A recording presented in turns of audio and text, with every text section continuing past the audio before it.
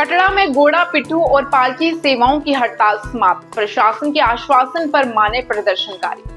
नमस्कार, आप देख रहे हैं ट्रिब्यून न्यूज 20.7। मैं हूं आपके साथ सुकृति सलाथिया। माता वैष्णो देवी भवन मार्ग पर चरण पादुका के पास घोड़ा पिट्ठू और पालकी सेवाओं से जुड़े लोगों ने अपनी 4 दिन लंबी हड़ताल समाप्त कर दी है।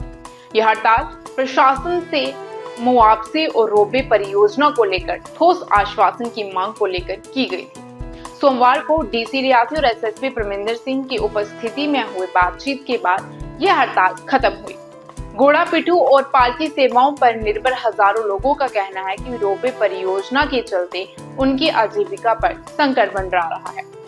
इन लोगों ने पंचायत पुराना दारुण में प्रदर्शन शुरू किया था। यहाँ वे अपनी समस्याओं को लेकर लगातार प्रशासन और सरकार से गुहार लगा रहे थे। प्रदर्शनकारियों ने कहा कि कई बार ज्ञापन देने के बावजूद उनकी समस्याओं को गंभीरता से नहीं लिया गया। सोमवार को विरोध प्रदर्शन ने उग्र रूप ले लिया जब प्रदर्शनकारियों के 2 गुट आपस में भिड़ गए। भवन मार्ग पर श्रीधर चौक के पास एक गुट ने सीआरपीएफ के वाहन पर हमला किया और उसका शीशा तोड़ दिया। इसके बाद पुलिस और प्रदर्शनकारियों के बीच टकराव हुआ, जिसमें पत्थरबाजी और धक्का मुक्की की घटनाएं हुई। इस टकराव में थाना प्रभारी चमन गोरखा और एक अंगरक्षक घायल हो गए। स्थिति को नियंत्रित करने के लिए अतिरिक्त बल और सीआरपीएफ जवान बुलाए गए। स्थिति बिगड़ने के बाद डीसी रियासी और एसएसपी मौके पर पहुंचे। उन्होंने प्रदर्शनकारियों से बातचीत कर उनकी मांगों को सुना।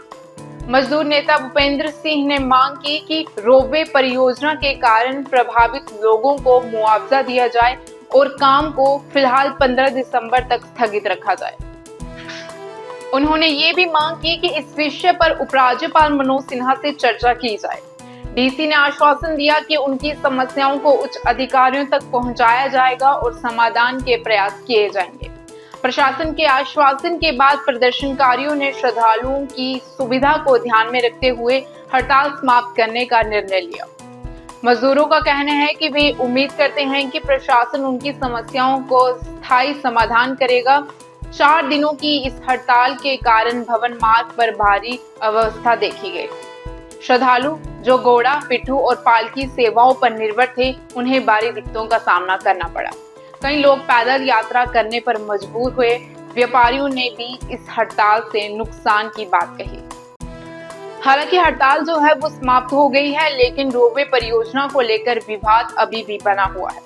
मजदूरों का कहना है कि रोपवे परियोजना से हजारों परिवारों की आजीविका छीन जाएगी।